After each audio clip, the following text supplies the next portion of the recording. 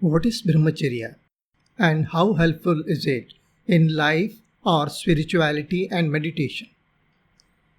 This word Brahmacharya is probably the most misunderstood word.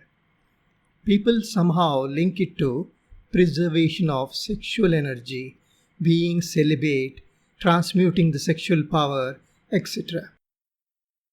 There is a long history behind all these notions and it is hard to see the light. Brahmacharya just means a stage in one's life when one is with a teacher doing his studies. Brahma means teacher and Charya means to be with. Since one has to focus completely on studies during that time, one is advised to have restraint over one's desires so that he won't get distracted from studies. This is what the ancient sage Manu says about how one should be when one is in Brahmacharya stage, student stage of life. A student should keep his senses always under control in the same way a horse rider reins in his unruly horses. With complete control over his senses and the mind, he should keep his body fit and concentrate on his studies with full attention. Manusmriti 2.88 and 2.100.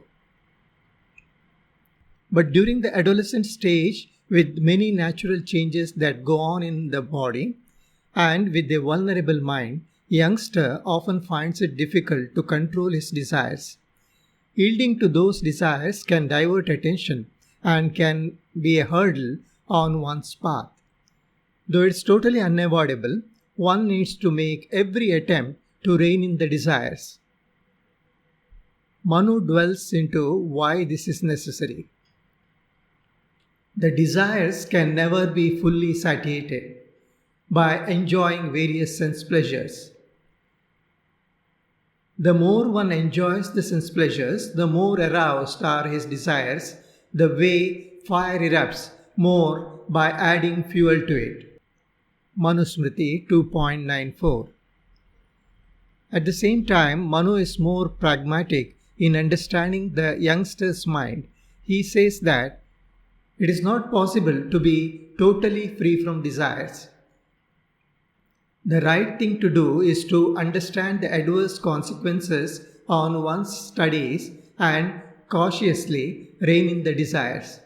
Manusmriti 2.96. Unfortunately, too much emphasis is given on sexual desires and the word Brahmacharya has nowadays almost become synonymous to sexual control, whatever that means. Many self-claimed experts as well as some well-known gurus have become misguided by this wrongly placed emphasis on sex. It is true that one has to have control over excessive desires, sexual desires including. But stretching it beyond that is just meaningless. Many of these experts and some gurus who talk so confidently about sexual energy have no idea about what this sexual energy is all about. There are a lot of misconceptions about preserving sexual energy and what happens if someone fails to do that and so on. The root of all these is the ancient tantric practices of India, which revolved around sex as one of the most difficult urges to conquer. So these tantrics imagined that they can control the nature if they could control sex. Tantric texts keep repeating that if one conquers sexual urges and preserves sexual energy, one would attain immortality. These ideas were carried over to Hatha Yoga, which is an offshoot of Tantra. Hatha Yoga has even techniques like Vajroli, Sahajoli and Amaroli to preserve the sexual energy, even if someone indulges in sex. Entire idea of Kundalini is centered around this transmuting the sexual energy into spiritual energy. It is futile to discuss more on this since Many of these ideas have nothing substantial to support and are myths built over a period of time. To sum it up, if by Brahmacharya you mean restraint over desires, yes, definitely that would help in avoiding distractions from the spiritual path. It is also helpful in life with or without spirituality. Too much is always bad.